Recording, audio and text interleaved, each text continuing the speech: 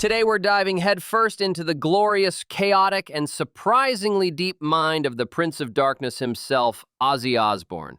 We're not talking about bat heads or reality TV antics. Oh no, we're talking about the final curtain call, the last ride on the crazy train, the one event Ozzy wanted to be as legendary as his life, his own funeral. And let me tell you, it's not what you'd expect. Forget somber hymns and tearful eulogies. Ozzy planned a send-off that's part rock concert, part comedy roast, and 100% pure, uncut Ozzy. First things first, Ozzy had one major rule for his funeral.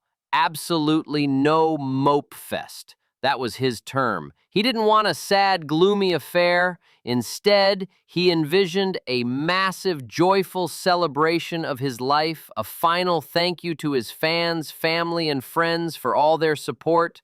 In his own words, he felt lucky to have lived the life he did and wanted his farewell to reflect that. He once told The Times, "It's worth remembering that a lot of people see nothing but misery their whole lives, so by any measure, most of us in this country, especially rock stars like me, are very lucky." That's a surprisingly profound thought from the guy who gave us Crazy Train, but don't get it twisted, this wasn't going to be some stuffy, formal thank you. This is Ozzy we're talking about. The man wanted pranks at his own funeral. Get this, he joked about having the sound of knocking coming from inside the coffin during the service. Can you even imagine the looks on people's faces? And it gets better. He also floated the idea of playing a video of himself asking his doctor for a second opinion on the whole death diagnosis. That is some next-level dark humor, and it is classic Ozzy. Now, let's talk about the soundtrack to this epic farewell. This is where it gets hilariously complicated. In one interview, Ozzy, with his trademark wit, said he couldn't care less what they played. He quipped, "They can put on a medley of Justin Bieber, Susan Boyle, and We Are the Diddy Men if it makes them happy." The mental image of a funeral procession to the tune of Baby is just chef's kiss.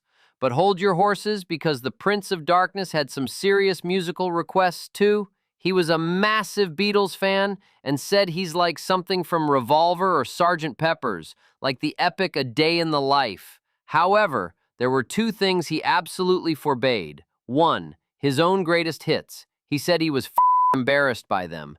And two, and this is my favorite Ozzy quote of all time on the matter, no happy song, I'm dead.